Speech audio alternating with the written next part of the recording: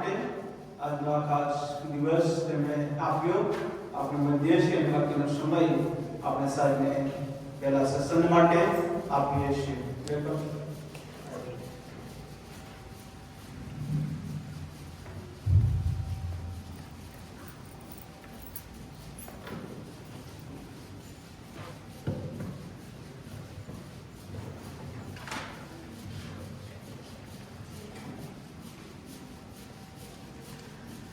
Good morning. Good morning. Praise the Lord. Praise the Lord. હજુ થોડું ઉત્સાહથી આપણે બોલીએ ગુડ મોર્નિંગ.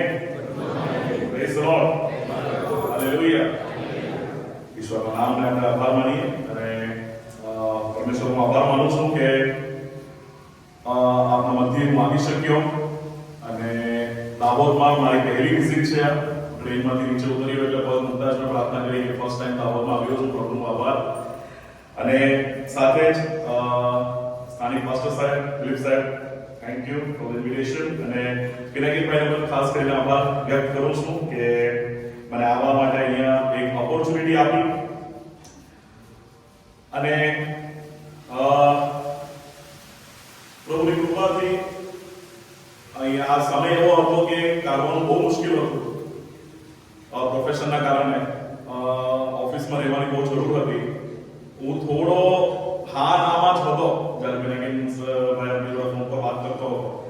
પણ હું કહું જ્યારે હું ફોન પર વાત કરતો ત્યારે એવી મને દોરવણી હતી ને એવું કંઈ મને લાગ્યું કે ના હું ના નહીં પાડી શકું કરીને. તો પછી મેં કીધું કે ના હું ચોક્કસપણે મેં હા પાડી અને હું આશા રાખું છું કે આપણે બધા સાથે મળીને આજે પ્રભુના વચનમાંથી થોડું શીખીએ અને થોડું સમજીએ.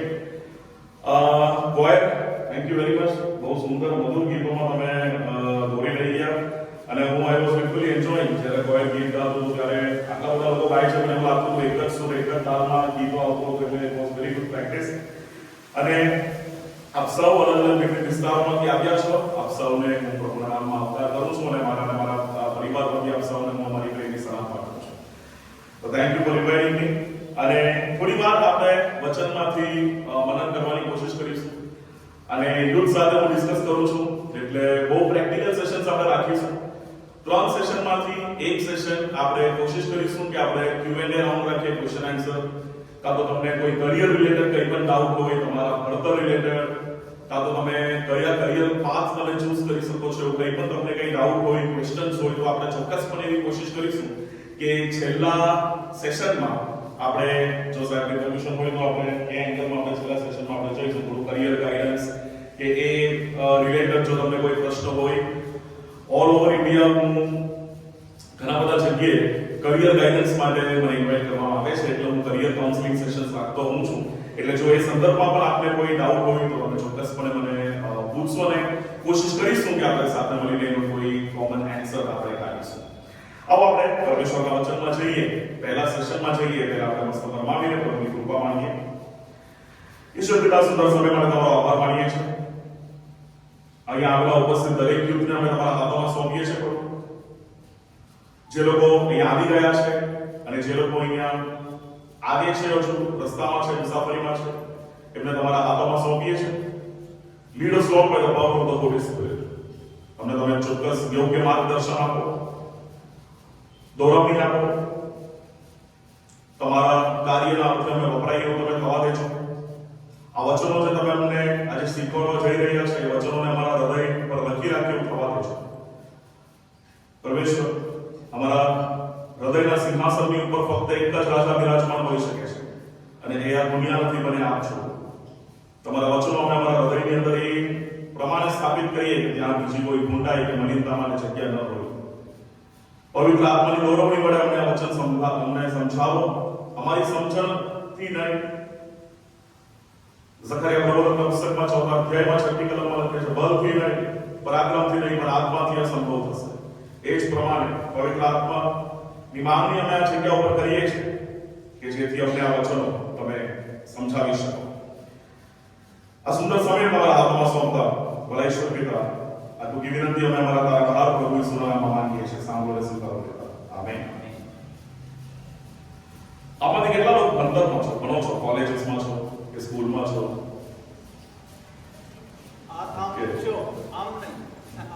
Praise the lord. કેટલા લોકો જોબમાં છો, જોબ જોબ કરો છો કે બિઝનેસમાં છો કે કોઈ પ્રોફેશનમાં છો? Okay, praise the lord. હું વ્યવસાયથી ચાર્ટર્ડ એકાઉન્ટન્ટ છું, સીએ છું, અને મારું ભણતર બધું સુરતમાં જ હતું. 12મું કમ્પ્લીટ કર્યું અને પછી કોમર્સ લાઈનમાં હું આગળ વધ્યો અને સીએ બન્યો. અને એક ટૂંકી સાક્ષી પણ હું મારી આપીશ આ મેસેજના થ્રુ. આજે જે સંદેશો આપણે જોવા જઈ રહ્યા છે, પહેલા સેશનમાં 3 જ બાબતો તમારી જોડે વાત કરવા માંગુ છું. 3 ટોપિક્સ આઈ ટોક. 3 વસ્તુ તમારી જોડે વાત કરીશ. મારી ગુજરાતી માં ભૂલ થાય તો મને માફ કરજો.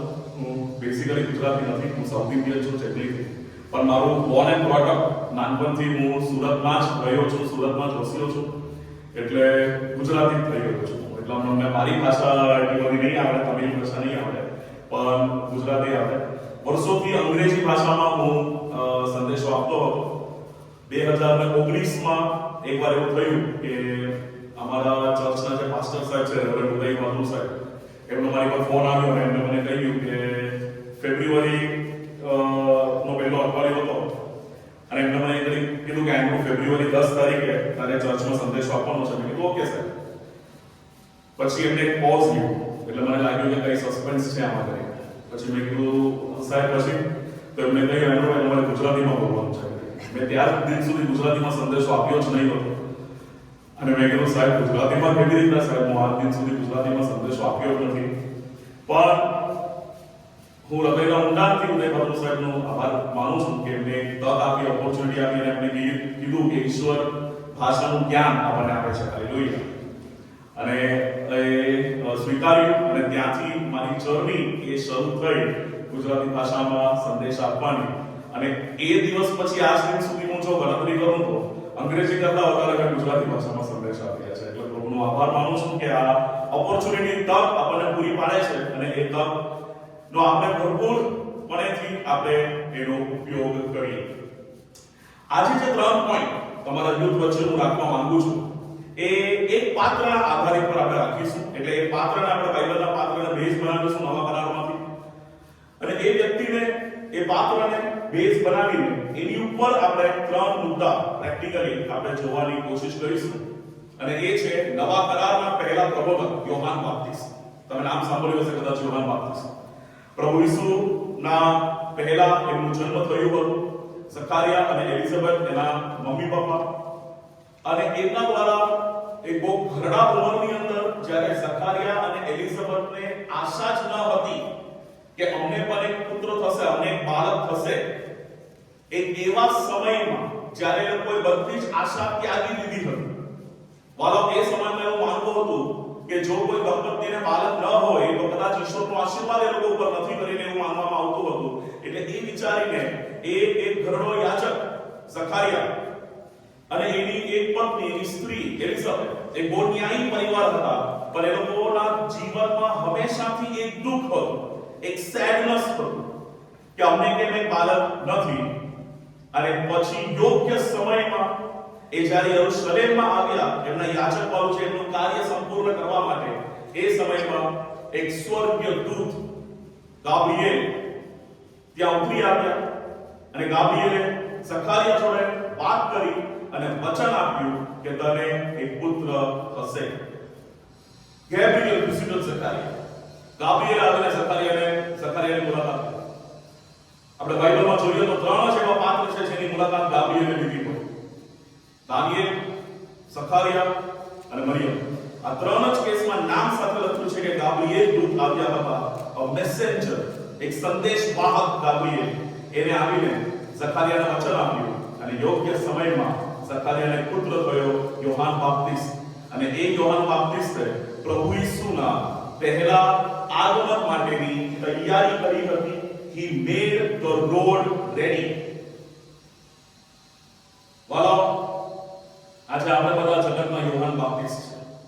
પ્રભુના પહેલા આગમન માટે એ યોહાન બાપ્તિસ્તે રોડ તૈયાર કર્યો હતો. પ્રભુનું બીજું આગમન બહુ નજીક છે અને એના માટે આપણે રોડ તૈયાર કરવાની જવાબદારી આપણા બધા યુવાનોને, બધા યુથને પરમેશ્વરે આપી છે. Praise the lord. સાચી વાત છે. તો આ એક પાત્ર જેનું જીવન એક નાઝરીન વ્રત લઈને પ્રભુ ના આગમન વિશે, પ્રભુના વિશે કહેવા માટે એમને તૈયારી કરી. ઊંટના ચામડાના લુગડા પહેરતો હતો. એક જંગલી વિસ્તારની અંદર એ જીવન જીવતો હતો અને એક એવો યુવાન 35 વર્ષની ઉંમરમાં એનું મૃત્યુ થયું, પણ જે કાર્ય એ કરી ગયો એના જીવનના આધારે 3 બાબત હું તમારી જોડે વાત કરવા માંગુ છું. વાળો, એમાંથી જે પહેલી બાબત છે અને એ છે પરમેશ્વર આપના જીવનમાં એક યોજના ધરાવે છે. વાલો, ચોક્કસપણે આ તમે યાદ રાખશો, લખવું હોય તો લખી રાખશો. God has a plan. પરમેશ્વર તમારા અને મારા જીવનમાં એક ચોક્કસ યોજના ધરાવે છે. એ તમે ચોક્કસ યાદ રાખજો. કદાચ તમારામાંથી કોઈ એવું હશે જેને એવું લાગતું હશે કે મારું જીવન કયા લાઈનમાં જઈ રહ્યું છે મને સમજ નથી પડતી. હું કંઈ બીજું કરવાનું વિચારું છું પણ કદાચ જીવનમાં કંઈ બીજું થાય છે. વાલો, યર્મિયા પ્રબોધક લખે છે, મારું ને તમારું નામ પરમેશ્વરે એના હાથો પર લખી રાખ્યું છે. આથી વિશેષ આપણા માટે કોઈ એક અશ્યોરન્સ આપણને નથી જોઈતું. તમારા જીવનમાં, મારા જીવનમાં પરમેશ્વર એક ચોક્કસ યોજના ધરાવે છે. પરમેશ્વરનો વિલંબ એ ઇનકાર નથી. આ વસ્તુ યાદ રાખશો. God's delays are not denials. એ વિલંબ થાય છે કે તે યોગ્ય સમયમાં એ સંપૂર્ણ થાય. ઝકારિયા અને એલિઝાબેથના જીવનની અંદર એમને પુત્ર, એક સંતાનનું ધન એ મળવામાં વિલંબ થયું, પણ ઇનકાર નહીં થયું કે પરમેશ્વરની યોજના એમના જીવનમાં એમના યોજના કરતા મોટી હતી. તમે આ વસ્તુ યાદ રાખશો. આપણા બધાના જીવન માટે God has a plan. મારી એક ટૂંકી સાક્ષી આપો તો 2001 વર્ષ હતું, 26મી જાન્યુઆરી. જો તમને યાદ હોય તો ગુજરાતમાં એક બહુ મોટું ભૂકંપ આવ્યું હતું. 24 જાન્યુઆરી 2001 કચ્છ ભુજમાં ભૂકંપ આવ્યો હતો અને એના કારણે ઘણા બધા વિસ્તારોમાં સુરત સુધી એની અસર થઈ હતી. હું 3જા ધોરણમાં હતો. ઘરે બેઠેલો હતો. મારા મમ્મી ટીચર હતા, એ જોબ પર ગયા હતા. પપ્પાને જવા માટે થોડું મોડું ટાઈમ લેટ હતો એટલે હું, પપ્પાને મારી મોટી બેન અમે ઘરે બેસેલા હતા. સવારનો સમય હતો, ગણતંત્ર દિવસ હતો, રિપબ્લિક ડે. એટલે પેલું ટીવીમાં આપણે જોઈએ તો પેલું પરેડ ચાલે, ગણતંત્ર દિવસ નથી. એટલે અમે ટીવી પર પરેડ જોતા હતા. આશરે 8:30 વાગ્યાનો સમય થયો અને આખી બિલ્ડિંગ કરી વાસણો પડવા લાગ્યા, બધું પડી ગયું. બધા દોડતા નીચે ગયા. હવે થયું કયું કે એ સમયમાં સુરતમાં અમે એક 12 માળની બિલ્ડિંગમાં રહેતા હતા. નીલકંઠન અપાર્ટમેન્ટ કરીને એનું નામ હતું. એ સુરતમાં એ સમયની સૌથી ઊંચી બિલ્ડિંગ. હમણાં તો 20 માળના બિલ્ડિંગો આવી ગયા છે, પણ એ સમયમાં 12 માળની 2001 થી આશરે 23-24 વર્ષ પહેલા એ 12 માળની બિલ્ડિંગ એટલે સૌથી ઊંચી બિલ્ડિંગ હતી. જૂની બિલ્ડિંગ હતી એટલે એટલી મજબૂત બિલ્ડિંગ હતી. અને એ બિલ્ડિંગમાં 96 ફ્લેટ, 12 માળની 2 બિલ્ડિંગ, એક માળ પર 4 ફ્લેટ, એટલે એકમાં 48, બીજામાં 48, 96 એવા ફ્લેટ. અને ઉપર ટાંકીમાં પાણી જાય. તમે વિચારો 100 પરિવાર માટે પાણી ચડે એટલે કેટલું બધું પાણી હોય. પાણીનું વજન કેટલું બધું હોય. હવે મોટરમાં કઈ તકલીફ હતી અઠવાડિયે 10 દિવસ પહેલા, એટલે કોઈ કોન્ટ્રાક્ટરને બોલાવીને નવું મોટર, સબમર્સિબલ મોટર નવું મોટર નાખ્યું હતું. અને એ વ્યક્તિએ કીધું કે આ મોટરની ગેરંટી આશરે 20-22 વર્ષ આ મોટર ચાલશે. અને અમારા બિલ્ડિંગના જે સેક્રેટરી સાહેબ હતા, ખજાનચી સાહેબ હતા, બધા મળીને એ નિર્ણય લઈને મોટર નખાવ્યું. અને મોટર નાખીને પાણી ચડ્યું પણ 25 તારીખે, એક દિવસ પહેલાની વાત છે. અને બધા બહુ ખુશ થયા, નવું મોટર આવ્યું. 26 તારીખે સવારે 6:30 વાગ્યાથી 7 વાગ્યાના વચ્ચે બિલ્ડિંગમાં કેટલો બધો અવાજ, અંકાશ, બધા માથાથી બૂમ પાડે કે પાણી કેમ નથી આવતું, નળ ખોલ્યું, પાણી કેમ નથી આવતું. તો અમારા સેક્રેટરી છે, વોચમેન છે, બધા નીચે ગયા, પાણી કેમ નથી ચડતું બિલ્ડિંગમાં કરી. તો એમને જોયું કે મોટર બગડી ગઈ. અને એટલો બધો ગુસ્સો આવ્યો એમને કે ગઈકાલ 2 દિવસ પહેલા તો નવી મોટર નાખી અને 30 વર્ષથી બધું મોટરને કઈ નહીં થશે, તો મોટર બગડી ગઈ. મેઇન સ્વિચ બંધ કરી, પાછું ચાલુ કર્યું, પ્લગ કાઢ્યું, પાછું પ્લગ નાખ્યું, મોટરમાં લાઈટ આવે, મોટર ચાલે. હવે એ સમયમાં WhatsApp કે મોબાઈલ નંબર એટલા બધા નહીં હતા, તો કંપનીમાં ફોન કર્યો તો એમને કીધું અમારી તો ઓફિસ 9-10 વાગે પછી ખુલશે, ત્યારે માણસ ટેકનિશિયનને મોકલશે. તો બધા કકળાટ કરતા હતા, બધા હેરાન થયા કેમ કે પાણી ભરી રાખ્યું નહીં હતું. આ વસ્તુ બને છે 7:30 ની આસપાસ. બધા પાછા ઘરે ગયા. 8:15 થી 8:30 ની ગાળામાં એ ભૂકંપ આવ્યો અને બિલ્ડિંગો સુરતમાં 4 બિલ્ડિંગ એક પછી નીચે પડી. ઘણા બધા મૃત્યુ થયા. અમે જોયું પથ્થર ઈંટ આમ તે બધું પડે છે ને એની અંદરથી હું મારા પપ્પાને મારા બેન અમે નીચે દોડતા ગયા અને નીચે બધા અમે ઊભા હતા. 1 કલાક પછી એ ટેકનિશિયને કંપનીમાંથી બધા આવ્યા હતા અને એમને કહ્યું કે શું તકલીફ છે. તો એમને કીધું જુઓ મોટર નહીં ચાલે. તો એમને કીધું ચાલો આપણે જોવા જઈએ. મારા પપ્પા પણ બાજુમાં ઊભા હતા. એ ટેકનિશિયન, સેક્રેટરી, વોચમેન, ખજાનચી બધા યોગેશભાઈ કરીને એક વ્યક્તિ, મને હજુ પણ નામ યાદ છે, ત્રીજા ધોરણમાં તો અમે બધા ગયા અને એમને સ્વિચ ચાલુ કરી અને 1 second on the spot motor ચાલુ થયું અને પાણી ઉપર ચડવા. ત્યાં જેટલા ઉભા હતા એ લોકો બધા એટલા બધા હેરાન થઈ ગયા, ચોંકી ગયા. એમને કહ્યું કે જો આ મોટર 7 વાગે સવારે ચાલુ થયું હોત ને આટલા ગેલન આટલા લીટર પાણી જો ટાંકીમાં ઉપર ચડ્યું હોત તો ભૂકંપના આંચકાથી આખી બિલ્ડિંગ નીચે પડી શકે. એટલું બધું વજન એ બિલ્ડિંગની ઉપર હતું. એ લોકો કીધું અમને સમજ નથી પડતી કેમ પાણી નહીં ચડ્યું કરીને, પણ એ પાણી ચડતે તો એ વજનથી આખું બિલ્ડિંગ નીચે પડી શકે અને કદાચ એની અંદર જેટલો પણ લોકો હતા એ લોકોમાંથી કોઈ પણ કદાચ જીવિત નહીં હતા. હું પણ કદાચ તમારી સામે આજે નહીં ઊભો હતો.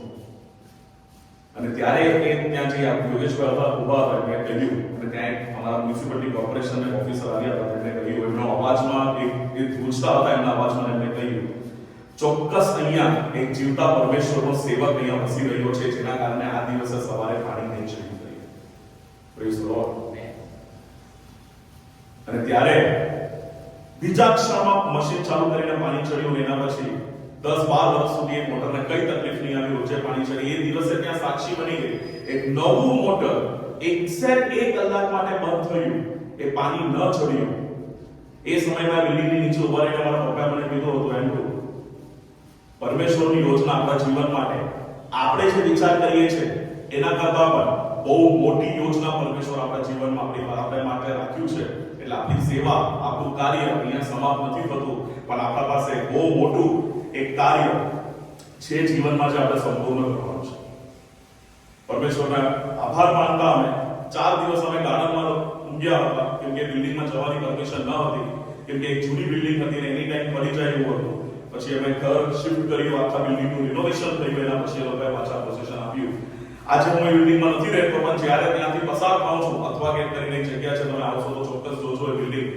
જ્યારે મને બિલ્ડિંગ જોઉં છું ત્યારે ઉભા રહીને ત્યાં હું 2 મિનિટ પ્રાર્થના કરું છું, પ્રભુ એ દિવસ માટે તમારો આભાર માનીએ છીએ કેમ કે એ દિવસે અમારા માટે કોઈ યોજના ન હતી, પણ એ દિવસે અમારા માટે તમારી યોજના. વાલા યુવાન ભાઈઓ અને બહેનો, કદાચ તમારા જીવન માટે તમારી પાસે આજે યોજના ન હશે, પણ ચોક્કસ યાદ રાખશો પરમેશ્વરની યોજના જે આપણા માટે છે, જે તમારા માટે છે, જે મારા માટે છે, એ આપણે જે આપણા માટે યોજના બનાવીએ એના કરતા પણ એક મહાન યોજના છે. એટલે હું જે 3 પોઈન્ટ તમારી જોડે આજે ડિસ્કસ કરવા માંગુ છું, બહુ ડિટેલમાં કે થિયોલોજીકલ પોઈન્ટ ડિસ્કસ કરવા નથી માંગતો. સિમ્પલ, હું જીવનમાંથી જે શીખ્યો, મારા અનુભવોમાંથી, કપરી પરિસ્થિતિઓમાંથી, બસ એને તમારી સમક્ષ રજૂ કરવા માટે હું આવ્યો છું. ને એમાંથી આપણે થોડી વસ્તુ શીખીએ અને આપણે પ્રોત્સાહન પામીએ. કટ ટુ આજે જઈએ તો 10મું ધોરણ પત્યું મારું. 10મા ધોરણમાં ગણિત, વિજ્ઞાન બધામાં 100 માર્ક હતા.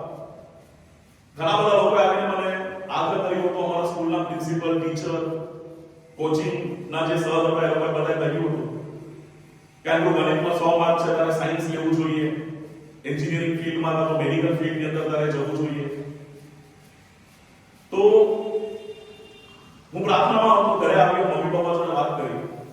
આર્થિક સ્થિતિ અમારી બહુ નબળી હતી એ સમયે, બહુ નબળી હતી. તો એ સમયમાં મારા મમ્મી પપ્પાએ બહુ વિચારી મને કહ્યું કે બેટા જો બધા જ તને માર્ગદર્શન આપે છે કે તું સાયન્સ લે આગળ કરી. પણ સાયન્સ માટે જે ટ્યુશનની ફીસ હોય એ ભરવા માટે અમારી પાસે એટલા પૈસા નથી. એટલે તો કોમર્સ, અમારા પરિવારમાં કોઈ કોમર્સ બેકગ્રાઉન્ડમાંથી નહીં હતું. કેમ કે એમને કહ્યું કે સાયન્સમાં અલગ અલગ એક સબ્જેક્ટ માટે એક ટ્યુશન રખાવવું પડે છે. ત્યારે એમને મને કહ્યું કે એક ટ્યુશન, એક સબ્જેક્ટ માટે જેટલું ટ્યુશન ફીસ હોય એટલામાં આખું કોમર્સ શરૂ પતી જતું હશે. પ્રાર્થનામાં હતું, ઘરે આવ્યો, બાઇબલ ખોલ્યું, બાઇબલ વાંચ્યું. એક વસ્તુ તમે ચોક્કસ યાદ રાખશો, પરમેશ્વરની યોજના આપણા માટે બહુ મોટી યોજના છે. મારા પપ્પાએ નાનપણથી મને ટેવ આપી હતી, પાડી હતી કે દરરોજ નીતિ વચનનો એક અધ્યાય વાંચવો. એટલે એક મહિનામાં 31 તારીખ અને નીતિ વચનના 31 અધ્યાય નીતિ વચનના પુસ્તકમાં. તો મારા પપ્પાએ નાનપણથી ટેવ પાડી હતી, જ્યારથી હું અક્ષર લખતા શીખ્યો ત્યારથી જે દિવસે જે ડેટ હોય એ દિવસનું નીતિ વચન એ દિવસે વાંચવું. એટલે આજે સવારે હું નીતિ વચન 26 વાંચતો, તો આજે 26મી તારીખ છે. તો hundreds of time એ વાંચી લીધું. એક દિવસ એ દિવસ જૂન 3જી તારીખે, તો 3 જૂન હતું એટલે 3 તારીખ એટલે 3 નીતિ વચન 3 ખોલીને બેઠેલો. સવારે રિઝલ્ટ આવ્યું, બપોરે બાઇબલ ખોલીને બેઠેલો. અને આ બહુ એક તકલીફમાં હતો, કેમ કે ઘણા બધા લોકો મને કહે છે કે આ ચૂઝ કર કરિયરમાં. ઘરે આવું કહે છે, નાણાકીય ફેસિલિટીઝ, આર્થિક ફેસિલિટીઝ નહીં હતા. જે નીતિ વચન 3 ખોલીને વાળો હું તમને કહું છું ને પ્રભુની સમક્ષ, બે વચન 3D ફોર્મેટમાં આગળ ઉઠીને આવ્યા મારી સામે. નીતિ વચન 4, નીતિ વચન 3, એમાં 5મી કલમ ને 6મી કલમ. અને એમાં લખ્યું છે, તું તારી સમજ પર વિશ્વાસ ન રાખ, ભરોસો ન રાખ, પણ બધું જ તારું કાર્ય પરમેશ્વરના હાથમાં સોંપી દે. Lean not on your own understanding, but in each and every of your way trust God. ઈશ્વર પર તારો ભરોસો રાખ. તારા માર્ગ વિશે ઈશ્વર વધારે જાણે છે. એટલે ત્યારે મને જે એક આશ્વાસન મળ્યું મારા હૃદયની અંદર, yes, this is God's plan. અને ત્યારે પછી મેં પ્લાન બી કાઢ્યું અને પ્લાન બી પછી સમાપ્ત કર્યું. પછી મેં મારા જીવનમાં એક અનુભવ કર્યો વાળો તમે બધાને હું કહેવા માંગુ છું. ઘણીવાર તમારા કરિયરમાં, તમારા ભણતરમાં તમારી પાસે પ્લાન A હશે, એની નીચે પ્લાન B હશે. પણ ઘણીવાર પ્લાન B પ્લાન A કરતા વધારે સરસ હશે, કેમ કે એમાં ઈશ્વરનો હાથ જો હોય. Plan B will be better than plan A. પછી એ પ્રમાણે પ્લાન B ચૂઝ કર્યું. આ એક ટૂંક સાક્ષી મેં મારી આપી તમને. અને પછી એમાં આગળ સક્સેસફુલ થયો. ઘણા બધા લોકોએ પૂછ્યું, આનું સાયન્સ કેમ નહીં લીધું, આમાં કેમ ગયો? મેં કીધું પરમેશ્વરની એક યોજના હશે. આજે પાછળ ફરીને જોઉં ત્યારે મને ખબર પડે છે કે કદાચ મારી સમજણ પર મેં વાત મૂકી દીધી હોત તો કદાચ આટલો સક્સેસફુલ આજે નહીં હતે. પણ પરમેશ્વરના હાથોમાં તમારું કરિયર છે કે તમારું જીવન છે, એ તમે જ્યારે સોંપો છો ને, God has a better plan for me.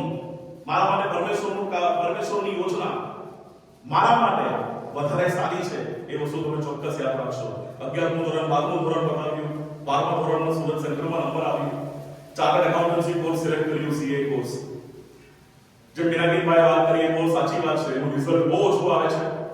હું જ્યારે ક્લિયર થયો CA ત્યારે 1.9% રિઝલ્ટ હતું. 2% પણ રિઝલ્ટ આવ્યું નહીં. અમે સુરતમાંથી 1000 લોકો એક્ઝામ આપી હતી અને એમાંથી ફક્ત 19 લોકો જ પાસ થયા અને પ્રભુની કૃપાથી એમાં મેં ટોપ કર્યું.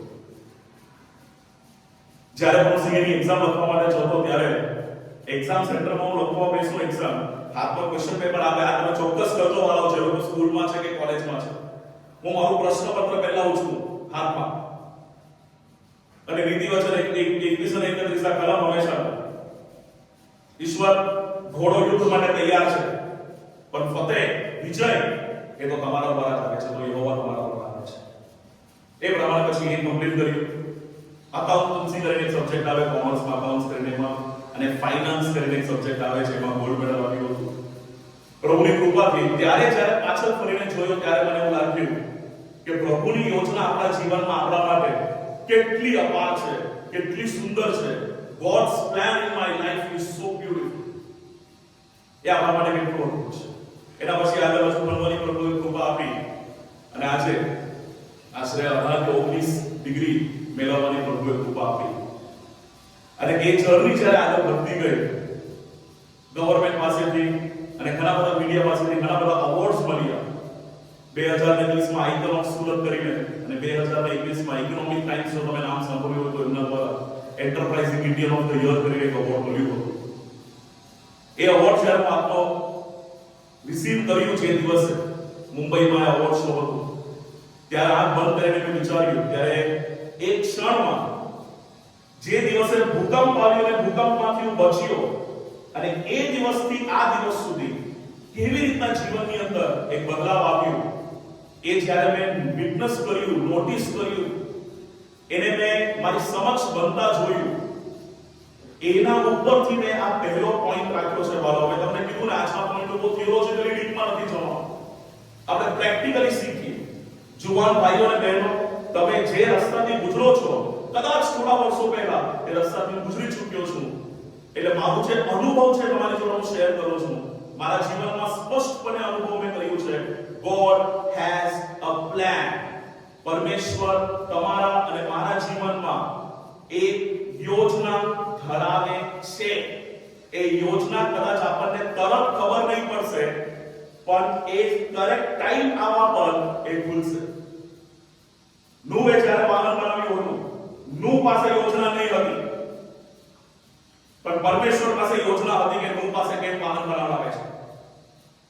ઇબ્રાહીમ જ્યારે મોરિયા પર્વત ઉપર ઈસાક એના એકાએક પુત્રનું બલિદાન આપવા માટે એને ઉચકીને લઈ જતા હતા, ત્યારે ઇબ્રાહીમ પાસે યોજના નહીં હતી વાલા, પણ પરમેશ્વર પાસે યોજના હતી. હાલેલુયા. એસ્તર, મોર્દેખાઈ એસ્તરને જ્યારે તૈયાર કરતો હતો, એસ્તર રાણી આપણે બાઇબલમાં વાંચીએ છીએ, એસ્તર પાસે યોજના નહીં હતી કે એમ પર્શિયામાં કેમ આવી. કદાચ દૂરથી એ મહેલ જોયા કરતી હતી, આશીર્વાદનું મહેલ, કે આટલું સુંદર મહેલ છે, કદાચ મને કોઈ દિવસ એના બાજુમાં જવાનું પણ મળશે કે નહીં. દીન લોકો, ગરીબ લોકો મહેલ જોઈને વિચારે છે મને પડવાનો પણ સમય મળશે કે નહીં. પણ એસ્તર બિચારી નાની દીકરી એસ્તર હતી, એને ક્યાં ખબર હતી કે પરમેશ્વરની યોજના એના કરતા મહાન છે. કે એસ્તર, તું જે મહેલને જોઈને વિચારે છે કે તું આને અડી શકશે કે નહીં, એ મહેલની હું તને રાણી બનાવવા જઈ રહ્યો છું. ઈશ્વરની યોજના એસ્તર માટે, એસ્તરે જે વિચાર્યું એના કરતા મહાન હતી.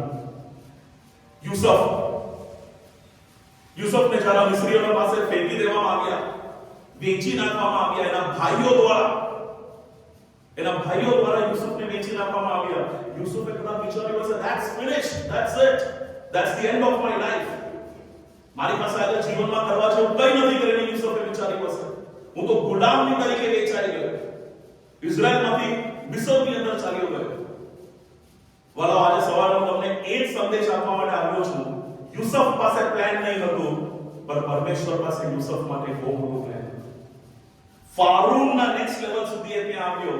મિસ્ર રાજધાનીમાં એક પ્રાઇમ મિનિસ્ટર બન્યો અને આખા મિસ્રની દેખરેખ એને એના હાથોમાં મળી. નેહેમિયાનું જીવન વિચારું ત્યારે મને એટલા બધા પાત્રો બાઇબલમાંથી છે, હું તમને કહું તો થાકી જઈશ. નેહેમિયાનું કદાચ જો તમે નામ સાંભળ્યું હોય તો, નેહેમિયા વિશે એક ઇન્ટ્રોડક્શન લખ્યું છે બાઇબલમાં, નેહેમિયાના પુસ્તકની અંદર. નેહેમિયા એક પાત્રવાહક હતો. એટલે હું વિચારું પાત્રવાહક એટલે કોણ? પછી મને ખબર પડી કે રાજા જે હોય એ સિંહાસન પર બેસેલો હોય. પાત્રવાહક એ શું કરે? એક પ્યાલો લે, એની અંદર દ્રાક્ષરસ રેડે અને રાજાને જઈને આપી દે, અને રાજાની બાજુમાં ઉભો રહે કે રાજા એ પી લેશે કે ના ખવા ઉપર રૂમાલ ટુવાલ, અને ટુવાલ લઈને પ્યાલો પાછો સાફ કરે અને રાજા પાસે લઈને પાછું કિચનમાં જઈને મૂકી દે. પાછું રાજાને દ્રાક્ષરસ પીવાનું મન થયું, એને નેહેમિયાને જોશે, નેહેમિયા જશે, દ્રાક્ષરસ રેડશે, લઈને આવશે, રાજાને આપશે. વાલા, જ્યારે હું નેહેમિયાના વિશે સમજતો તો ત્યારે મને લાગે, નેહેમિયાને એવું લાગતું હશે કેટલું યુઝલેસ છે મારું લાઈફ. આ કોઈ જીવન છે? આના માટે મેં જન્મ લીધું? એક રાજાને ખાલી દ્રાક્ષરસ ગ્લાસમાં રેડીને આપવાનું ને પાછો લઈને જવાનું, આ કઈ જીવન છે? રોજે સવાર ઉઠીને આ જ કામ કરવાનું? પરવાળાઓને યાદ રાખશો, નેહેમિયા માટે પરમેશ્વરની યોજના બહુ મોટી યોજના હતી. એ નેહેમિયા દ્વારા યરુશલેમનું તૂટી ગયેલી દીવાલ પાછી ઊભા કરવામાં આવી હતી. Hallelujah, praise the Lord. પરમેશ્વરની યોજનાવાળા આપણા જીવનમાં આપણા યોજનાઓ કરતા મહાન છે. નિરાશ ન થાઓ, ચિંતિત ન થાઓ. તમારો ટોટલ વિશ્વાસ અને ભરોસો એ તમે પરમેશ્વર પર રાખો અને એની યોજના તમારા જીવનમાં સંપૂર્ણ થશે. હવે જો કદાચ તમે વિચારતા હો કેન્દ્રુભાઈ,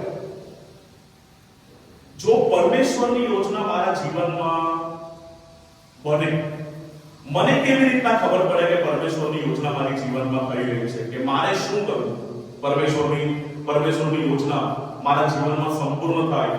vote shall I do? I am a youth. હું એક જુવાન ભાઈ છું, જુવાન બેન છું. પરમેશ્વરની યોજના મારા જીવનમાં સંપૂર્ણ થાય એના માટે મારે શું કરવું? બહુ પ્રેક્ટિકલ સવાલ છે. બે વસ્તુ કરવી: ઓનર ગોડ, ટ્રસ્ટ ગોડ. તમારા દરેક કાર્યમાં પરમેશ્વરને માન આપો, પહેલી બાબત ઓનર ગોડ, અને બીજી બાબત ટ્રસ્ટ ગોડ. પરમેશ્વર પર વિશ્વાસ રાખો. બે કાર્ય તમે ચોક્કસપણે કરજો. તમને હું એક આઈડિયા આપવા માટે અહીંયા આવ્યો છું. તમારા દરેક કાર્યમાં પરમેશ્વરને માનો. In all your work, honor God. શૈતાન ઘણી બધી વસ્તુઓ આજના જીવનમાં એક યુવાનની આજુબાજુમાં મૂકે છે કે જેનાથી આપણે પ્રભુને માન અને મહિમા નથી આપી રહ્યા. કોઈ પણ કાર્ય તમે કરો, એક વસ્તુ યાદ રાખશો: શું આ કાર્ય કરવાથી હું પરમેશ્વરને માન આપું છું કે નથી આપતો? આ વસ્તુ યાદ રાખશો તો પરમેશ્વરની યોજના ચોક્કસ તમારા જીવનમાં સંપૂર્ણ થશે. એક ઉદાહરણ કહેવા માંગીશ. પરમેશ્વરને માન આપવું એટલે મને અચાનક તમને હું વાત કરતા કરતા મને એક ઉદાહરણ મારા મનમાં આવ્યું. અને એ ઉદાહરણ એક વ્યક્તિના વિશે તમને આપીશ. જો તમે નામ સાંભળ્યું હોય તો ઓલિમ્પિક્સ તમને ખબર છે? ઓલિમ્પિક્સ કેટલા વર્ષે એકવાર થાય? કેટલા વર્ષે એકવાર ઓલિમ્પિક્સની રમત યોજાય? ઓલિમ્પિક્સની રમત હોય ખબર તમને? કેટલા વર્ષોમાં એકવાર? વર્લ્ડ કપની જેમ કેટલા વર્ષોમાં એકવાર આવે? 4 વર્ષે એકવાર આવે. ઉત્તર આપશો મને, ઉત્તર આપશો તો મને લાગશે કે તમને સમજાય છે. સમજાય છે ને? હા કે ના? સમજાય છે? ઓકે, તો હું કન્ટિન્યુ કરું. ઓલિમ્પિક્સની રમત આ 2024માં પણ રમત યોજાયેલી હતી. ઓલિમ્પિક્સ એમાં સ્વિમિંગ હોય, રનિંગ હોય, પછી મોટું જમ્પિંગ કરે લોકો એ હોય. 2024માં ગયા વર્ષે ઓલિમ્પિક્સ ક્યાં યોજાય? કોઈને એની આઈડિયા? તમે ઉત્તર આપશો તો મને બહુ આનંદ થશે. ક્યાં યોજાય હતી? ખોટું તો ખોટું જવાબ તો Paris. Yes, very good. Paris. Paris એટલે કયા દેશમાં આવ્યું? ફ્રાન્સ. એટલે પેરિસમાં એ રમત યોજાઈ ઓલિમ્પિક્સ 2024માં. હું વાત કરું છું, મારો એક ઉદાહરણ તમને આપવા માંગુ છું. 100 વર્ષ જૂનું 1924. ગયા વર્ષે કયું વર્ષ હતું? 2024. હું વાત કરું છું 1924 નું ઓલિમ્પિક્સ. 1924 નું ઓલિમ્પિક્સ પણ સંજોગવશ પેરિસમાં થયું. એટલે જ 2024માં જ્યારે આપણે ઓલિમ્પિક્સ પાછું રાખવાનું હતું ત્યારે હવે આજીજી કરી ઓલિમ્પિક્સના કમિટીને કે પાછું તમે 2024 પેરિસમાં જ રાખશો, કે અમને પેલી યાદગીરી રહી 100 વર્ષ પહેલા પણ પેરિસમાં હતું, 100 વર્ષ પછી પણ પેરિસમાં છે. તો 1924માં હું તમને એક ઉદાહરણ આપવા માંગીશ અને આપણે આગળ વધીએ. 1924માં જે ઓલિમ્પિક્સ યોજાઈ, એ ઓલિમ્પિક્સમાં એક દોડવીર હતો, એક રનર હતો. 100 મીટરની દોડ હોય ખબર તમને? 100 મીટર, 100 મીટર રનિંગ. 100 મીટરનો એક ચેમ્પિયન. એનું નામ Eric leader. Eric leader. Eric leader નામનો એક વ્યક્તિ. એ 100 મીટરનો ચેમ્પિયન. સ્કોટલેન્ડ. હવે એ 100 મીટરનું દોડ રમે ને એટલે બધાને ખબર કે 100 મીટર તો એરિક લીડર જ જીતશે. આના સિવાય બીજું કોઈ જીતી નહીં શકે. એ ચેમ્પિયન હોય. એટલે 100 મીટરની દોડમાં લોકો એમ કહેતા કે ચલો 100 મીટરની દોડ છે, આપણે મેચ જોઈએ કે બીજા નંબર ને ત્રીજા નંબર પર કોણ આવ્યું કરે. પહેલા નંબર પર આ એરિક લીડર હતો. એરિક લીડરની તૈયારી ફૂલ હતી. એના કોચે પણ એને તૈયાર કર્યો. ઓલિમ્પિક્સ રમવા માટે બસ થોડા દિવસો બાકી હતા અને ઓલિમ્પિક્સનું શેડ્યુલ એની સામે આવ્યું. ખબર ટાઈમ ટેબલ આવે, એ ટાઈમ ટેબલ એને જોયું. ટાઈમ ટેબલ જોઈને ગભરાઈ ગયો, એ ટેન્શનમાં આવ્યો. ટાઈમ ટેબલ જોઈને એ ધ્રુજી ગયો અને એને એના કોચને જઈને કહ્યું, કોચ, હું આ દોડ નથી દોડવાનો. તો કોચ પણ શોક થઈ ગયો કે કેમ નથી દોડવાનો? તબિયત બરાબર છે, તૈયારી છે, બધું છે.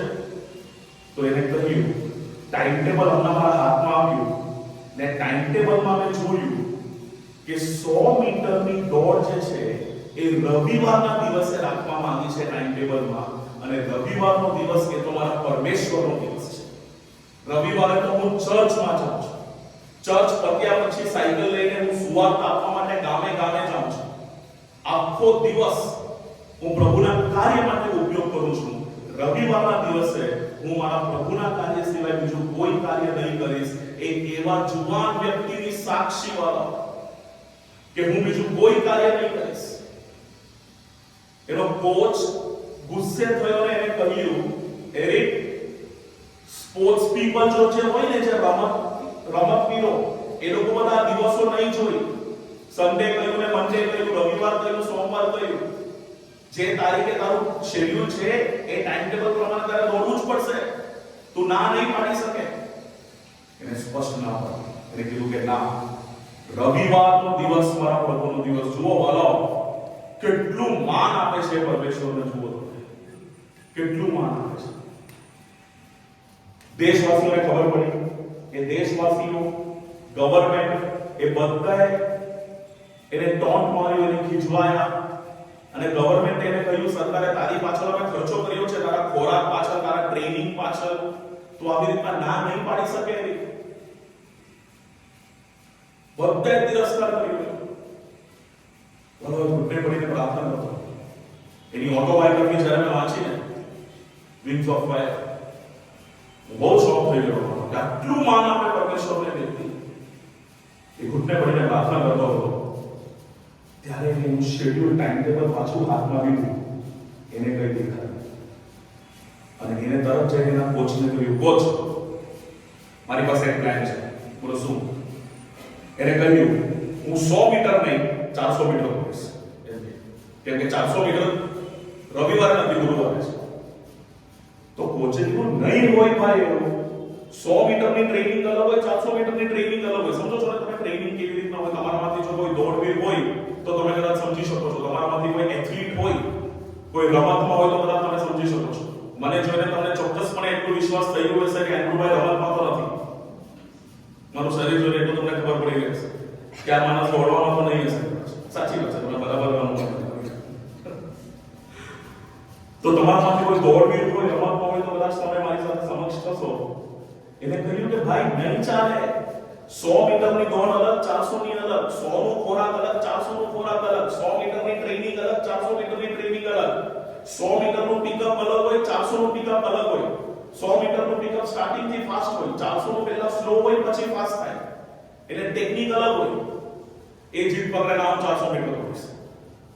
કોચ એને પરમિશન આપી, સરકારે એને પરમિશન આપી, ઓલિમ્પિક્સ વાળાએ પરમિશન આપી અને 400 મીટર દોડવા ગયો.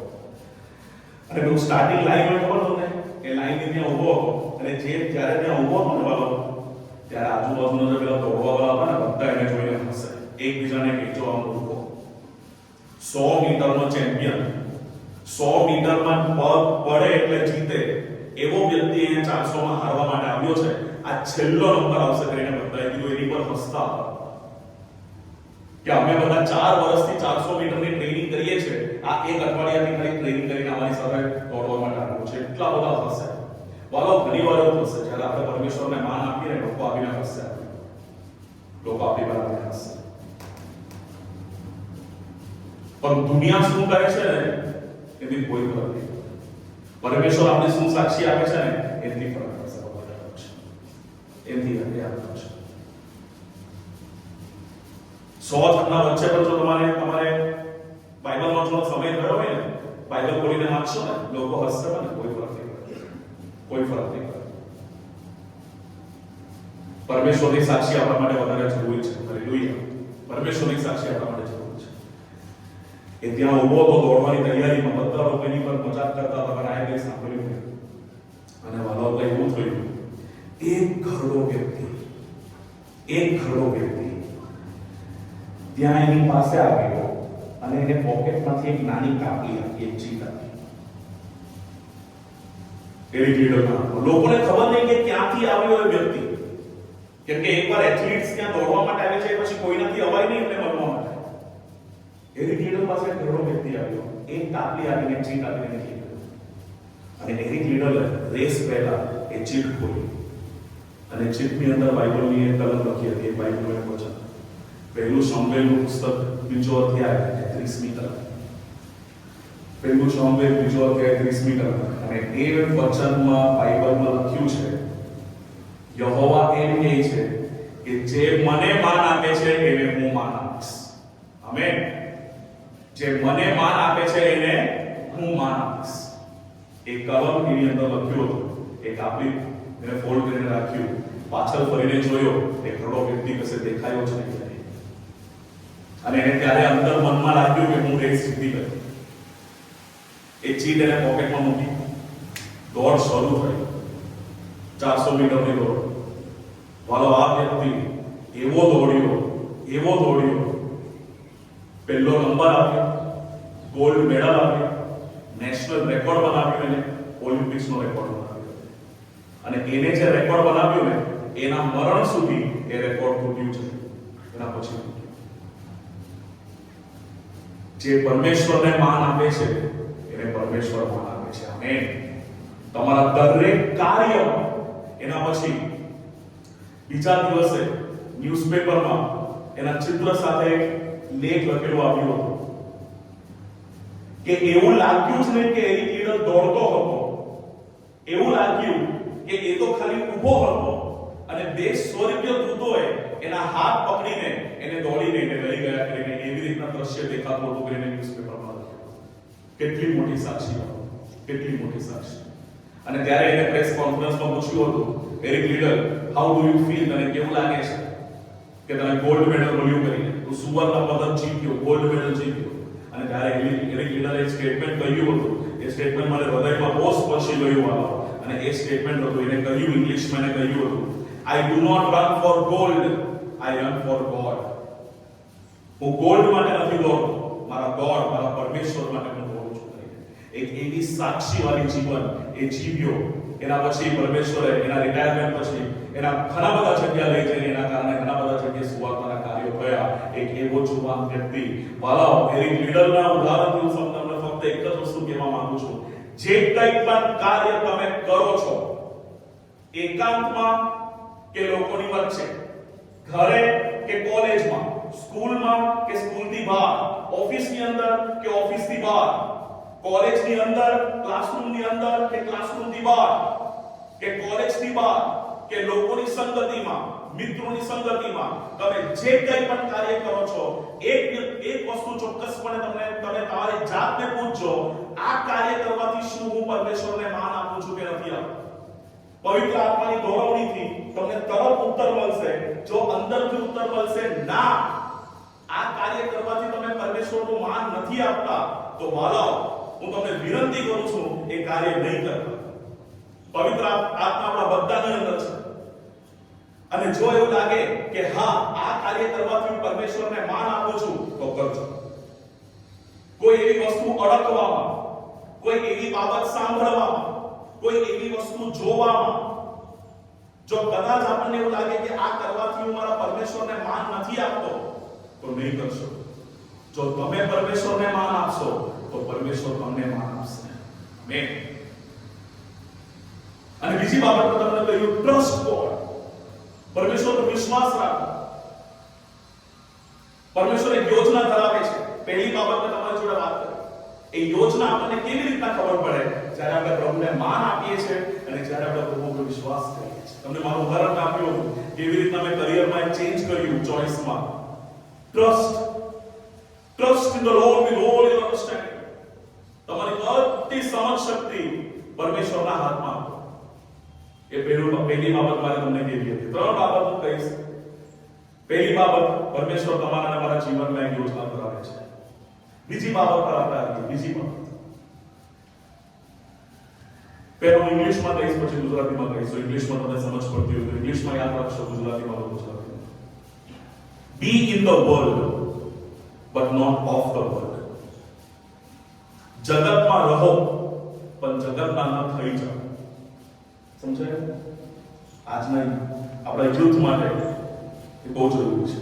જો હું વારંવાર તમને યુથ કહું છું એટલે હું એમ નથી કહેતો કે હું ઘરડો થઈ ગયો છું, એવું નહીં માનતા. ઓકે, મારા લગ્ન થઈ ગયા છે પણ હું મારી જાતને હજુ પણ યુથ માનું છું. તમે માનો છો? સાહેબ જવાબ નથી. માનો છો ને? તો પછી મારે રિટર્ન ટિકિટ સિનિયર સિટીઝનમાં કરાવવું પડશે. એવું નથી ને? ઓકે, યુથ રિટ્રીટમાં આવવાનું મને બહુ ગમે. એટલે મને એવું લાગે કે હું પણ યુથ થઈ ગયો છું પાછો. એટલે મને બહુ એમ ગમે. એટલે તમે પણ મને એ નજરથી જોજો કે આ વ્યક્તિ પણ યુથ જ છે.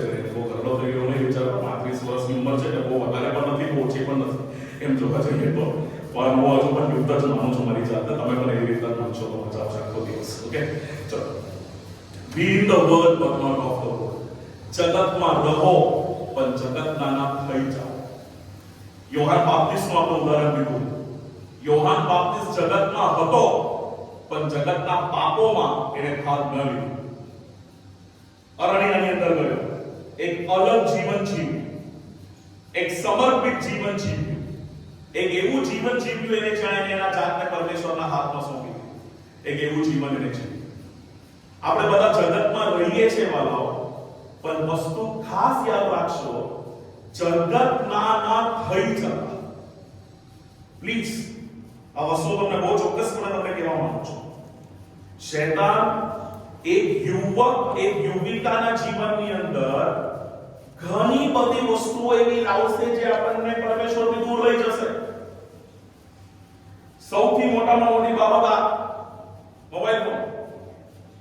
ઘણી બધી વસ્તુઓનો આવિષ્કાર શૈતાન કરશે કે જેથી આપણે પરમેશ્વરથી દૂર જતા રહીએ છીએ. Please do not do that.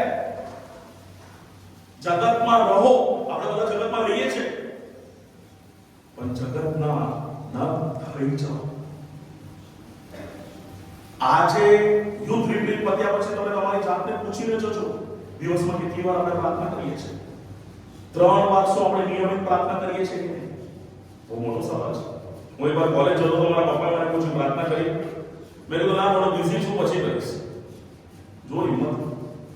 આવો જવાબ. ત્યારે ખાલી કોલેજમાં ભણતો હતો, કઈ ઓફિસ નહીં, કઈ નહીં, તો પણ કીધું કે ના હું બિઝી છું. મારા પપ્પા પાછા મને બોલાવ્યા, આવો બિઝી છે? મેં કીધું હા. પછી મને પૂછ્યું દાનિયેલ ખબર બાઇબલમાં? મેં કીધું હા. મને મારા પપ્પાએ કીધું દાનિયેલ પ્રાઇમ મિનિસ્ટર હતો, પ્રધાનમંત્રી હતો બાબિલનો. પછી મને પૂછે મારા પપ્પા, એ દાનિયેલ વધારે બિઝી કે તું વધારે બિઝી? પછી મેં વિચાર્યું હું કોલેજમાં છું અને દાનિયેલ પ્રાઇમ મિનિસ્ટર હતો, એટલે મેં કીધું ના, દાનિયેલ વધારે બિઝી હતો, કેમ કે રાજાની નીચે પ્રાઇમ મિનિસ્ટર હતો. પછી મને મારા પપ્પા કહે એ પ્રાઇમ મિનિસ્ટર દિવસે 3 વાર પ્રાર્થના કરે, ઘૂંટને પડીને, બારી ખોલીને યરુશલેમની તરફ જોઈને પ્રાર્થના કરો તો 3 વાર દિવસમાં. તું કોલેજમાં ભણે છે અને તું એમ કહે છે કે તું બિઝી છે? એ દિવસે મને બહુ મોટો અહેસાસ થયો, ના પપ્પા એ વાત એક પ્રાઇમ મિનિસ્ટર પાસે એટલો સમય હતો, મારી પાસે તો હોવો જ જોઈએ. જ્યાં જગ્યા મળે, જ્યાં સમય મળે, જેવી પરિસ્થિતિની અંદર છો, ટ્રેનની અંદર મુસાફરી કરો છો કે કેન્ટીનની અંદર બેસેલા છો, ઘરની અંદર છો કે ઓફિસમાં છો, સમય કાઢો પ્રાર્થના કરવા માટે. પ્રેયર મેક્સ અસ પાવરફુલ. પ્રાર્થના આપણને મજબૂત બનાવે છે. પ્રાર્થના આપણને દુનિયાની વસ્તુઓથી દૂર રાખે છે. દાનિયેલ જગતમાં હતો પણ જગતનો બની નહીં ગયો. એક છે મારો બીજો મુદ્દો. દાનિયેલ બાબિલમાં હતો. બોલો, બાબિલ એટલે સૌથી મોટું પાપી નગર. ઇંગ્લિશ બાઇબલમાં લખ્યું છે બેબીલોન. આ પૃથ્વી ઉપરનો સૌથી પાપી નગર એટલે બાબિલ. જે પાપ કો તે પાપ ત્યાં છે. ત્યાં હતો દાનિયેલ, એના વતનથી દૂર. એક યુવાન વતનથી દૂર હોય તો કદાચ એને એવું લાગે કે હું કોઈ ખોટું કરી પણ નહોતો, મને જોવા વાળા કોણ છે, મને પૂછવા વાળા કોણ છે, રાત્રે મારે ઘરે તો નથી જવાનું પાછું. આ શેતાન અમારી આપણી અંદર લઈ આવે. પછી વિચારો, કે તું તો દૂર છે ઘરેથી, આમ રહે છે, ત્યાં રહે છે, તને પૂછવા વાળું કોણ છે? વાલાઓ, આપણે આપણા ફ્રેન્ડ્સ કે આપણા પરિવાર સાથે કઈ વસ્તુ છુપાવી શકીએ છીએ? But you cannot hide anything from the X-ray eyes of our Lord Jesus Christ. તમે તમારા ફ્રેન્ડ્સ કે પરિવાર સામે કઈ છુપાવી શકો છો? પરમેશ્વરની એક્સ-રે આંખોથી આપણે કઈ છુપાવી નથી શકતા. આદમ અને હવા સંતાવવા ગયા એ લોકો, પરમેશ્વરે એમને પકડી લીધા, એમને ખબર હતી કે આ લોકોએ પાપ કર્યું છે. શૈતાન ઘણા બધા પાપો આપણી પાસે લઈ આવ્યો. આપણે આજુબાજુમાં આજે પણ બાબિલોનમાં જ રહીએ છીએ, આજુબાજુમાં એટલા બધા પાપો છે, તમે જાણો છો. એમાં રહીએ પણ એના ભાગ ન બનીએ. યુસુફ મિસ્રની અંદર હતો, પાપ કરવાના ચાન્સ એને મળ્યા, પોતીપરની પત્ની એની પાસે સામેથી આવી, એ બધું છોડીને ભાગી ગયો. He ran away. He did not commit the sin. એને એ પાપ કર્યું નહીં. પ્રભુ ઈસુ 40 દિવસ 40 રાત ઉપવાસ કરી અરણ્યની અંદર, અને જ્યારે સેવા શરૂ કરવા માટે આવ્યા, શૈતાન એની પાસે આવ્યો અને એને દુનિયાના 3 પરીક્ષણો લઈ આવ્યા એની સામે. આંખોની લાલસા, દૈહિક વાસના, જીવનનો અહંકાર, આ 3 પાપ જ્યારે પ્રભુ ઈસુ પાસે લાવ્યા, પ્રભુ ઈસુએ બાઇબલના વચનથી એ 3 પાપ ને દૂર કરી અને શૈતાનને મારી નાખ્યા. પ્રભુ ઈસુ આ દુનિયામાં એમને જન્મ લીધું તમારા અને મારા માટે, વાલાઓ, એ બતાવવા માટે કે એક મનુષ્ય જગતમાં રહી શકે છે, પાપોની વચ્ચે રહી શકે છે, પણ પાપોથી દૂર પણ રહી શકે છે. આમેન. આપણે પાપોની વચ્ચે રહીએ છીએ, એમાં ભાગ લેવા માટે નહીં, એનાથી દૂર રહેવા માટે. એક ખ્રિસ્તી યુવકનું જીવન, તમારું અને મારું જીવન એક થર્મોસ્ટેટ વાળું જીવન છે. થર્મોસ્ટેટ એટલે પેલું ફ્લાસ્ક આવે, ખબર? ફ્લાસ્ક. આપણે સવારે એની અંદર ગરમ પાણી નાખીએ તો આખો દિવસ અંદર પાણી કેવું હોય? ગરમ.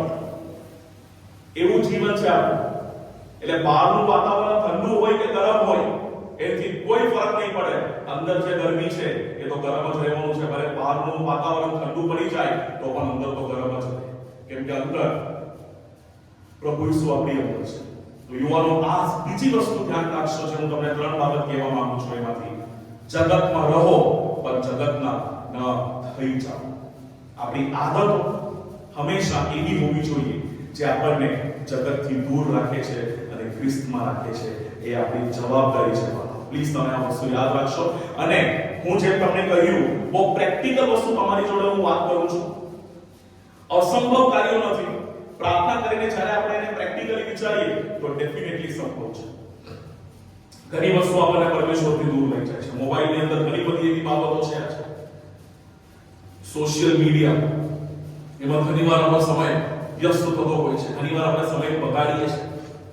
અન્ય લોકો શું કરે છે એ જોવામાં કદાચ આપણે વધારે તત્પર થઈ જઈએ છીએ. Again, this is one of Satan's invention, શૈતાનિક ઇન્વેન્શન છે, જેના કારણે આપણને પ્રભુના સમયથી દૂર રાખે છે. ખરેખર આજે એવું થઈ જાય છે, બાબા, તમે વિચારો, કદાચ આ યુથ રિટ્રીટ તમારા માટે એક આપણી બંધ આંખોને ખોલવા માટેનો એક સમય છે. આપણે સવારે ઉઠીએ, સૌ પ્રથમ હાથમાં બાઇબલ આવે છે કે મોબાઈલ આવે છે, વિચારી જો. જો કદાચ તમારો ઉત્તર એમાંથી એવો છે કે ના મોબાઈલ આવે છે સૌથી પહેલા સવારે હાથમાં, તો કદાચ આ યુથ રિટ્રીટ તમારા માટે બહુ જરૂરી છે. आप यहाँ पे आए नहीं हो, आपको लाया गया है. તમે આવ્યા નથી, તમને પરમેશ્વરની ગૌરવની અહીંયા લઈ આવી છે કે યસ, આપણે વસ્તુ સમજીએ. સવારે ઉઠીને તરત આપણે ફોન ઉચકીને આપણે જોઈએ મારા કયા મિત્રએ મને શું WhatsApp મેસેજ મોકલ્યો, કોઈ મને યાદ કર્યું, કોઈ મને ગુડ મોર્નિંગ કર્યું. પરમેશ્વર યાદ કરે, રાહ જોવે છે, બેટા આ ઉચક, આની અંદર હું તને યાદ કરું છું, આ તું ઉચકે છે કે નહીં. કદાચ આ યુથ રિટ્રીટ આપણા માટે બહુ જરૂરી છે. જો આખા દિવસમાં આપણને એવું લાગતું હોય કે યાર મોબાઈલ 2-3 કલાકથી હાથ નથી લગાવ્યો, ચલો બહુ તત્પર થાઉં છું, મોબાઈલ ખોલીને જો એની અંદર શું છે, શું એટલી જ ઉત્સુકતા, એટલી જ તત્પરતા આપણને શું બાઇબલ વાંચવા માટે થાય છે કે નહીં આખા દિવસમાં, એ વિચારી જોઈએ. જો નથી થતી, આજનો દિવસ એક બહુ પ્રેક્ટિકલ દિવસ છે આપણા માટે. જો નથી થતું તો કદાચ શૈતાન જીતી રહ્યો છે. પણ સવાર ઉઠીને જો આપણને એવું લાગે ચાલ નવી સવાર નવી થાય છે. યર્મિયાના વિલાપના પુસ્તકની અંદર લખ્યું છે દરરોજ સવારે એની કૃપા મારા માટે તાજી થાય છે. તો દરરોજ સવારે આપણે બાઇબલ ખોલીએ અને વી થેન્ક ગોડ કે ઈશ્વર પિતા તમે આજે મને એક નવો દિવસ આપ્યો એના માટે તમારો આભાર. કેટલા લોકો રાત્રે સૂઈ ગયા પણ સવારે ઉઠ્યા નહીં. તમે મને આજની તારીખ આપી છે 26મી ફેબ્રુઆરીની તારીખ આપી છે. કેટલા લોકો આ તારીખ નહીં જોઈ આજની તારીખ તમે મને આપી છે તમારો આભાર. એમાં વધારે સમય વિતાવીએ છે કે બીજી બધી બાબતોમાં વિતાવીએ છીએ. જો તમે વિચારો તો આજનું યુથ રિટ્રીટ એ તમારા માટે છે. જો નહીં હોય તો પણ ડઝન્ટ મેટર. આપણા પરમેશ્વર આપણને સેકન્ડ ચાન્સ આપે છે. શામસુન પાપમાં પડ્યો, ફરી એકવાર પ્રાર્થના કરી, એને હજુ એક મોકો મળ્યો. વધસ્તંભ પર ટંગાયેલો ચોર જીવનભર તેને ગુંડાઈઓ કરી, એને પ્રભુને પ્રાર્થના કરી, એને હજુ એક ચાન્સ મળ્યો. Our God is a God of second chance. યુનાને કહ્યું નીકળે જા, એ નહીં ગયો, એને સબક મળ્યું, પાછા પરમેશ્વરે મોકલ્યા, એ ગયો. Our God is a God of second chance. આપણને સેકન્ડ ચાન્સ આપે છે. ઝાકીએ ઘણા બધા પાપો કર્યા, લોકો પાસે ઘણા બધા પૈસા લીધા. ઝાકી દાની પ્રભુને મળ્યો, જીવનમાં ચેન્જ આવ્યું, પ્રભુએ એના જીવનને બદલ્યો. Our God is a God of second chance. કદાચ તમને એવું લાગતું હશે કે હા આજે મને વાતની અહેસાસ થયું, મહેસૂસ થયું કે યસ લોર્ડ, હું જગતને વધારે ઇમ્પોર્ટન્સ આપું છું તમારા કરતા. આજે પણ આપણે યુ ટર્ન મારી શકીએ છીએ. Our God is a God of second chance. Thank you Lord Jesus. આપણને બીજો ચાન્સ મળે છે. આપણે ફરી એકવાર ચાન્સ આપવા માટે તૈયાર છે. કઈ વાંધો નહીં, ગઈકાલ સુધી શું થયું તે શું થયું, આજથી તારણનો અનુભવ કરીએ આપણે. અને ફ્રોમ ટુડે તમે કોને મુખ્ય સ્થાન આપો છો એ બહુ મહત્વનું છે. બરાબર, આપણે કોને મુખ્ય સ્થાન આપણા જીવનમાં આપીએ છીએ. જો બાઇબલનો ઉપયોગ કરતા મોબાઈલ ફોનનો ઉપયોગ વધારે થાય છે તો કદાચ કોણ જીતે છે અને કોણ હારે છે તમે સમજી શકો છો. કેમ કે હું બાળકો સાથે વાત નથી કરતો, યુથ સાથે વાત કરું છું. અને જો આપણે બાઇબલને વધારે સમય આપીએ તો તમે વિચારો કે આપણે વધારે સમય કોને આપીએ છીએ અને કોણ જીતે છે આપણા જીવનમાં. આપણે હંમેશા પ્રભુ ઈસુને આપણા જીવનની અંદર જીતાડીએ. ત્રીજી અને છેલ્લી બાબત આપણે યાદ રાખીએ. ત્રીજી અને છેલ્લી બાબત, પહેલી બાબત આપણે જોઈએ, પરમેશ્વર આપણા જીવનમાં એક યોજના ધરાવે છે. નિરાશ ન થવા, પરમેશ્વર આપણા જીવનમાં એક યોજના ધરાવે છે. બસ તમે એ વાત પર વિશ્વાસ કરો અને તમારા દરેક કાર્યમાં પ્રભુને માન આપો. આ બે વસ્તુ કરશો તો પરમેશ્વરની યોજના તમારા જીવનમાં તમને દેખાવા લાગશે. આ કોઈ મને કહ્યું અને હું તમને કહું છું એવું નથી મારા ડિયર બ્રધર્સ એન્ડ સિસ્ટર્સ. મેં કશે વાંચ્યું અને હું તમને કહું છું એવું નથી. મેં જે અનુભવ્યું એ હું તમને કહું છું. મારા જીવનમાં એવા સમય આવ્યા હતા જ્યારે હું વિચારતો હતો ઈશ્વર પિતા આના પછી શું, વોટ નેક્સ્ટ.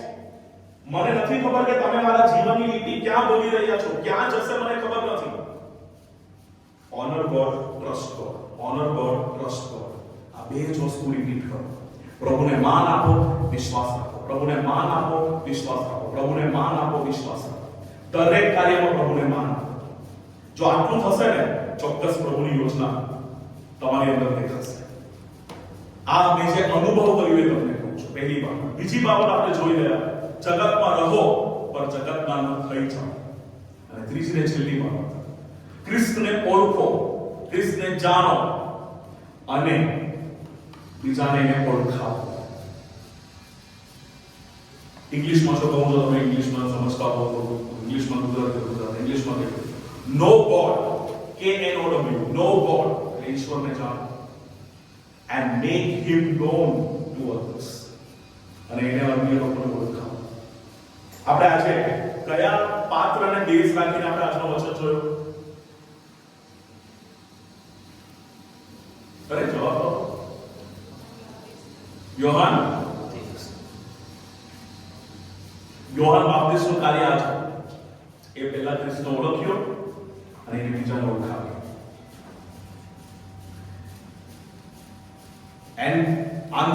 એન્ડ્રુ જે પ્રભુ ઈસુનો શિષ્ય હતો એ પહેલા યોહાન બાપ્તિસ્તનો શિષ્ય હતો.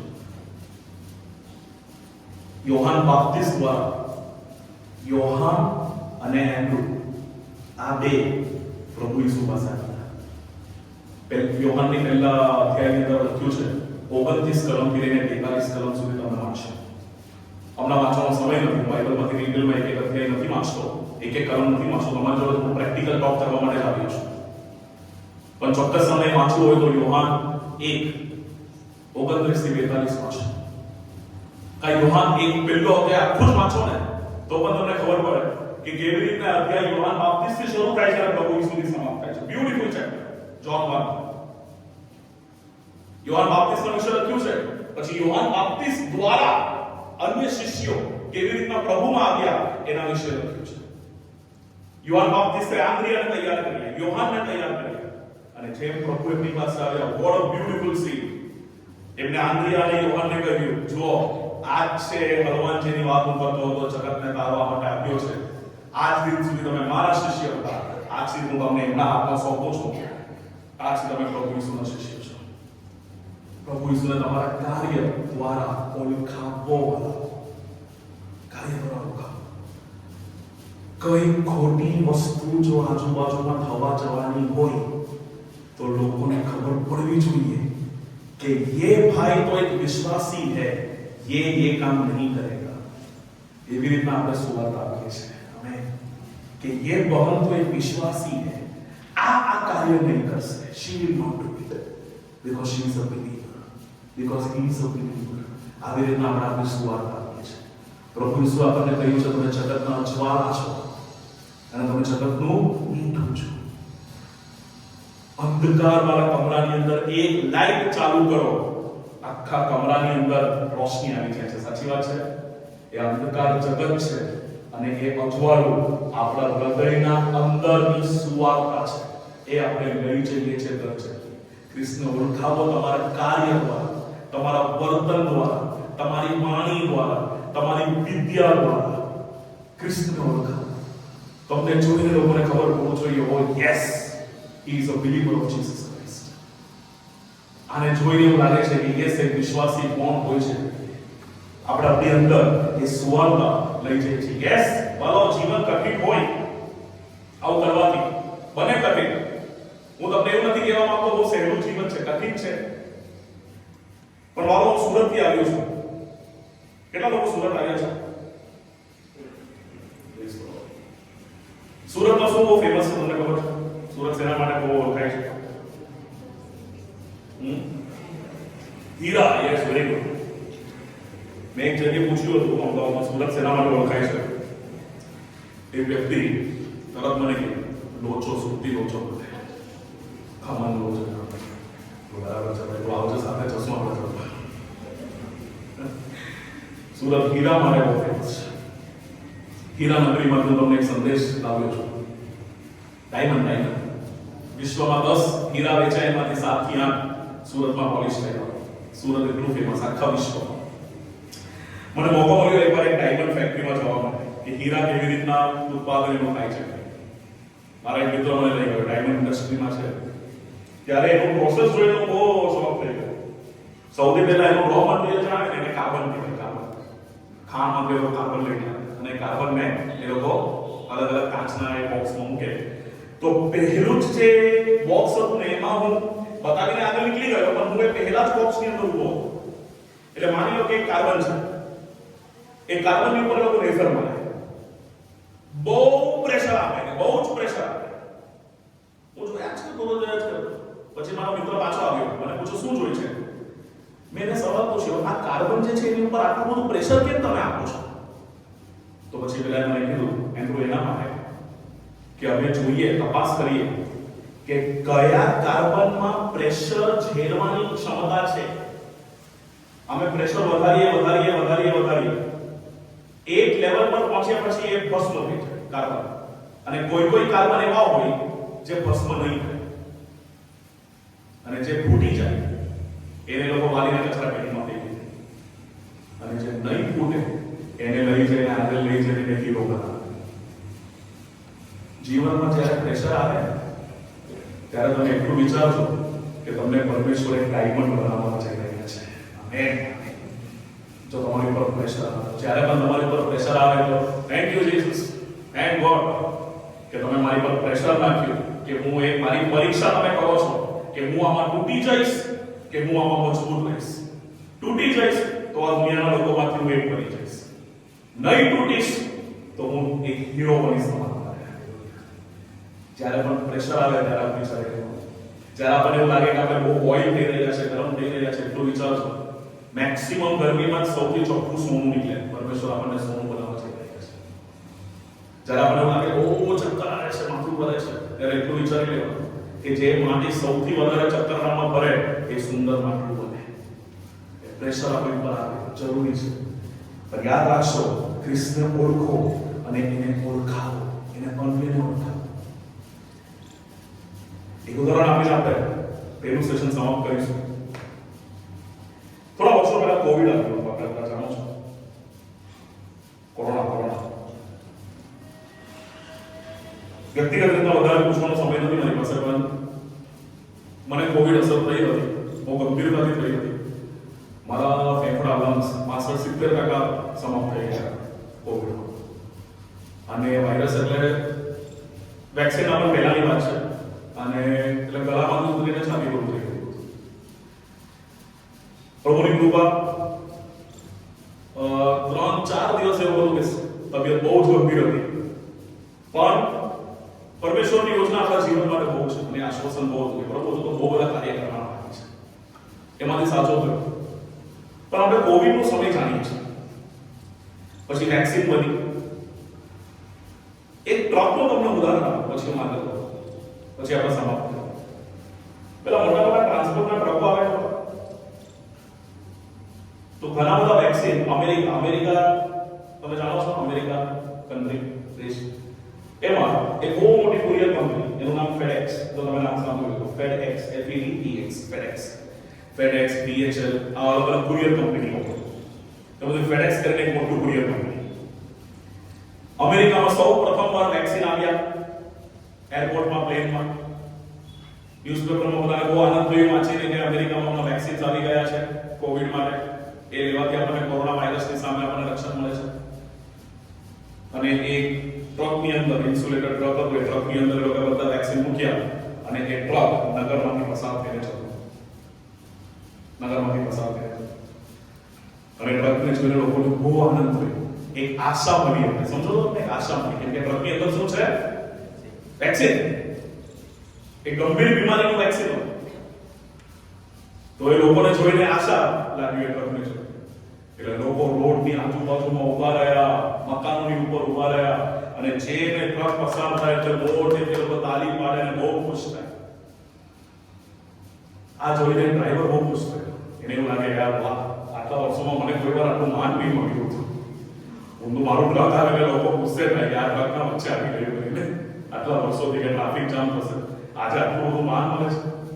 તો બહુ ખુશ થયો અને ડ્રાઈવર ગાડી ચલાવતો હતો અને આજુબાજુમાં હજારોની સંખ્યામાં લોકો તાલી પાડતા. એક ડ્રાઈવરની બાજુમાં એક વ્યક્તિ બેસેલો હતો, એને ડ્રાઈવરને કહ્યું, માન તને નથી મળતું, તારા ટ્રકની અંદર જે છે ને માન એને મળે છે. ટ્રકની કિંમત કઈ નથી, અંદર શું છે એની કિંમત છે. વાલા, આપણી કિંમત કઈ નથી, આપણી અંદર આપણે પ્રભુને લઈને જઈએ છીએ એની કિંમત છે. અવશ્ય યાદ રાખશો, જો આપણી અંદર જગત છે, આપણી કોઈ કિંમત નથી. આપણી અંદર પ્રભુની સુવાર્તા છે, આપણા માટે બહુ મોટી કિંમત છે. એક ગધેડાનું વર્ણન બાઇબલમાં કરવામાં આવ્યું હતું. ગધેડાની કોઈ કિંમત ન હતી, પણ એ ગધેડાની ઉપર પ્રભુ ઈસુ બેસ્યા એટલે ગધેડો બાઇબલની અંદર આવ્યું. આમેન. હું એ ગધેડો બનવા માંગુ છું, પ્રભુ ઈસુને ઉંચકી લઈ જવા. આપણે બધા યુવાનો માટે આ એક પડકાર હોવું જોઈએ. What are we carrying in us? આપણે આપણી અંદર શું લઈ જઈએ છીએ? આ કહીને આપણે આ પહેલા સેશનને આપણે સમાપ્ત કરીએ. 3 બાબત આપણે જોઈ. યોહાન બાપ્તિસ્ટની બેઝ આપણે બનાવી, પણ એના દ્વારા આપણે 3 બાબત પ્રેક્ટિકલી શીખી ગયા. હું મેક્સિમમ કોશિશ કરું કે જ્યારે પણ ત્યારે પ્રેક્ટિકલ બાબતો છે આપણે સારી રીતે આપણે સમજી શકીએ અને ઈઝીલી એને આપણે ઇમ્પ્લિમેન્ટ કરી શકીએ. તો વાલા, પ્રેક્ટિકલિટીથી આ સેશન આપણે સમાપ્ત કરતા તમે આટલી વસ્તુ ચોક્કસ આજથી આ સેશનમાંથી શીખીને જજો. પ્રભુને માન આપો તમારા દરેક કાર્યથી. એની પર વિશ્વાસ કરો, દરેક કાર્યમાં માનો. થોડી વાર વિચારી જુઓ કે આજ દિન સુધી કોઈ એવું કાર્ય કર્યું છે જેથી પ્રભુને અપમાન મળ્યું હોય, માન ન મળ્યું હોય. માફી માંગીને, our God is a God of second chance. માફી માંગો, ટર્ન બેક, અને હમણાંથી જે પણ કાર્ય કરીએ એમાં પ્રભુને માન આપીએ. તો ઈશ્વરની યોજના આપણા જીવનમાં શું છે એ આપણને દેખાવા લાગશે. આપણે જ્યારે એમ કહીએ પ્રભુ તમે તમારી યોજના મારા જીવનમાં નથી બતાવતા, પ્રભુ આપણને પૂછે તું જોવા તૈયાર છે? તારી આંખો તો બિઝી છે બીજું બધું જોવા માટે. પછી આપણે કહીએ નહીં, રાઈટ. પ્રભુ તમે મારી જોડે વાત નથી કરતા. પ્રભુ કહે છે બધું સાંભળવા તૈયાર છે. તારા કાનમાં તો મોટા મોટા ઇયરફોન મૂકીને દુનિયાની બધી વસ્તુઓ સાંભળે છે, મોટા મોટા સ્પીકરો મૂકીને દુનિયાની વસ્તુઓ સાંભળે છે. તો સમય ના છે મારી વાણી સાંભળવા માટે. પરમેશ્વર આપણા માટે એક યોજના બનાવે છે. બીજી બાબત, આપણે જગતમાં રહીએ છીએ પણ જગતમાં વળી જઈએ. We are owned by Jesus. ત્રીજી બાબત અને છેલ્લી બાબત, પ્રભુને જાણીએ અને એને ઓળખાવીએ. આપણું શરીર મહત્વનું નથી, એની અંદર આપણે શું લઈ જઈએ છીએ એ મહત્વનું છે. આવો આપણે એક પ્રાર્થના કરીએ. વાલેશ્વરના સુંદર સમયમાં તમારો આભાર માનીએ છીએ. અહીંયા ઉપસ્થિત દરેક જુવાન ભાઈ બહેનો તમારા હાથમાં સોંપી શકો. હા પ્રભુ, તમે જે 3 પોઈન્ટ અમને સમજાવ્યા એના માટે તમારો આભાર